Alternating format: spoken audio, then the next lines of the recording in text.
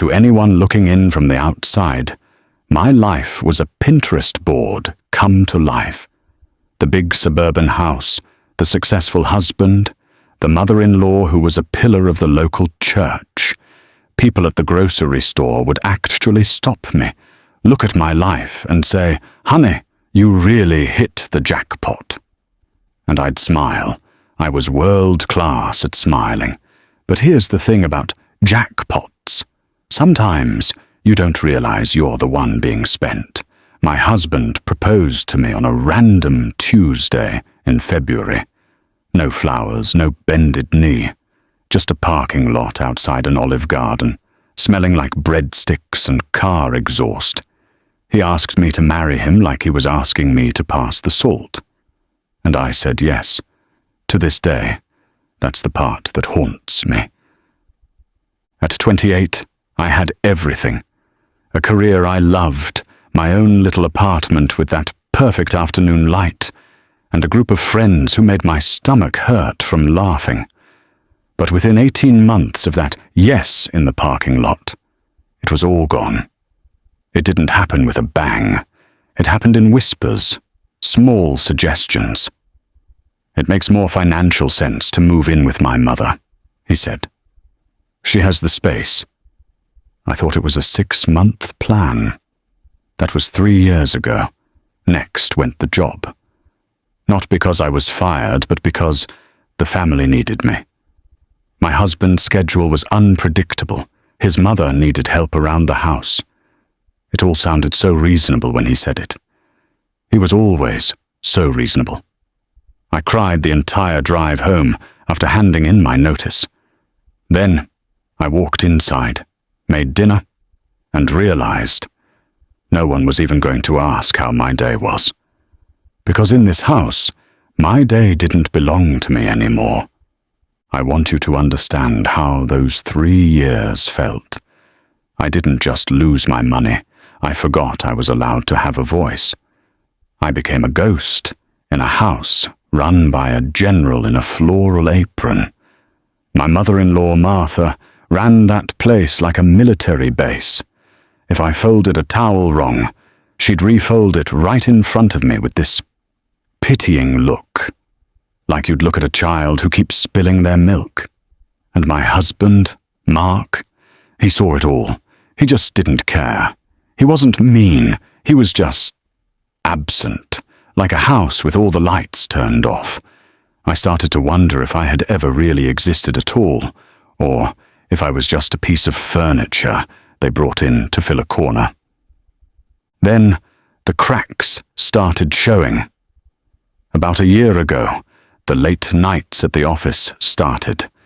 The way he held his phone, tilted just an inch away so I couldn't see the screen. I filed those moments away like receipts I hoped I'd never have to use. Until one night, while he was in the shower, his phone lit up on the nightstand. One name, one message. "Danielle. Can't wait for the weekend," it said. My heart didn't shatter. It froze. I didn't scream. I didn't throw his phone. I went downstairs, made a cup of tea, and sat in the dark. I expected to feel devastated. Instead, I felt clarity, like my eyes finally adjusted to a dark room and I could finally see the exit. But I knew the reality.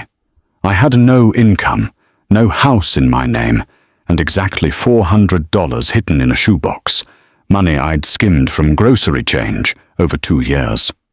I was trapped by logistics, not just love. So I made a plan. I called Renee, my oldest friend. I told her everything from my car, engine running, heart racing. She didn't judge. She just asked, "What do you need?" For 6 weeks, we worked in secret. I updated my resume using her address. I opened a secret bank account. I smuggled my passport and social security card out of the house and kept them at her place. I was a spy in my own marriage, playing the part of the perfect, quiet wife while building a bridge to my freedom. Meanwhile, Mark got bolder. He was traveling more, buying new clothes, acting like a man who'd just won the lottery. Martha thought it was less stress at work. I just nodded and cleared the plates. But then came the ultimate insult. One Thursday, with that same reasonable tone, he told me a colleague needed a place to stay for a few weeks because her apartment was under renovation. Her name? Danielle. I looked him in the eye and said, "Of course, whatever you need." He looked relieved. He actually thought he was winning. 2 days later, Danielle arrived. 2 designer suitcases, a killer smile, and the kind of confidence you only have when you think you've already replaced the woman standing in front of you. The first week was a psychological war. Danielle didn't act like a guest. She acted like the new owner. She'd sit in my spot on the sofa, drink from my favorite mug, and talk to Mark about inside jokes from the office. Martha loved her. Danielle was everything I wasn't. Vibrant, career-driven, and most importantly, she flattered Martha constantly. I watched them from the kitchen, the 3 of them laughing while I served dinner. It was like watching a rehearsal for my own funeral. But I wasn't dying. I was waiting.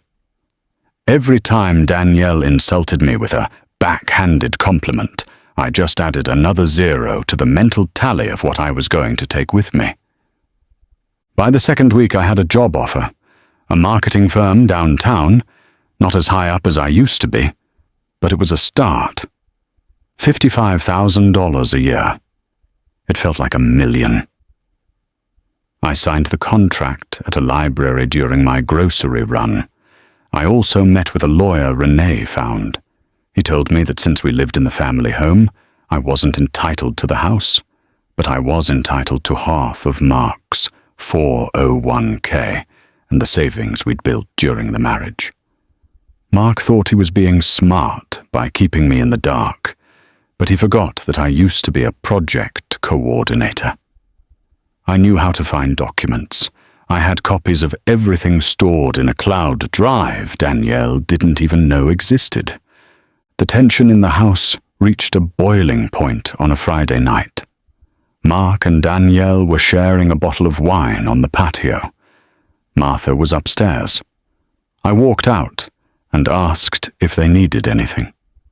Danielle looked at me with this fake sympathy and said, "Honey, don't you ever get tired of just being here? Don't you want a life?" Mark looked uncomfortable for a split second, then shrugged. "She's happy here, Danielle." "Right, babe?" I just smiled that world-class smile. "I'm exactly where I need to be," I said. That night, I packed the last of my things into trash bags and hid them in the back of Renee's SUV, which she'd parked a block away. The big reveal happened on Sunday morning. Martha was at church. Mark and Danielle were still in bed. I didn't leave a note. I didn't cause a scene. I simply walked into their room, dropped the divorce papers on the nightstand, and took Mark's car keys. Why the keys? Because the car was in both our names, and I needed a ride to my new life. As I backed out of the driveway, I saw Mark run to the window in his bathrobe, his face a mask of pure confusion. I didn't look back. I drove straight to Renee's, where a hot cup of coffee and a new lease were waiting for me. 3 months later, I'm sitting in my new apartment. It's smaller than the suburban house, but the light hits the floor just right in the afternoon. Mark tried to fight the settlement, but the evidence of his business trips with Danielle made his lawyer realize a trial would be a disaster for his reputation. He ended up paying out more than I expected, just to make me go away. Danielle, last I heard, she moved out after 2 weeks because she couldn't stand Martha's towel-folding rules. Turns out, being the other woman is a lot more fun than being the woman who has to live in that house. Looking back, I realized that the parking lot at Olive Garden wasn't the start of my life. It was the start of a long detour. I lost my voice for a while, but I found it again in the silence of that dark kitchen. People still see me sometimes and say, I look different. I don't tell them about the hidden money or the secret resumes. I just tell them I stopped smiling for everyone else and started smiling for myself. And for the first time in years, it's not an act. It's the truth. I've learned that freedom isn't just about having money in the bank. It's about knowing you have the right to walk out the door. Mark thought he had stripped me of everything, but he forgot to take my brain. Martha thought she had broken my spirit, but she only taught me how to be patient. Today, I'm not a magazine spread. I'm not a lucky girl who landed on her feet. I'm a woman who built her own ground to stand on. And let me tell you, the view from here is incredible. Would you like me to expand more on the war of nerves between the wife and the mistress, or focus on the legal battle details?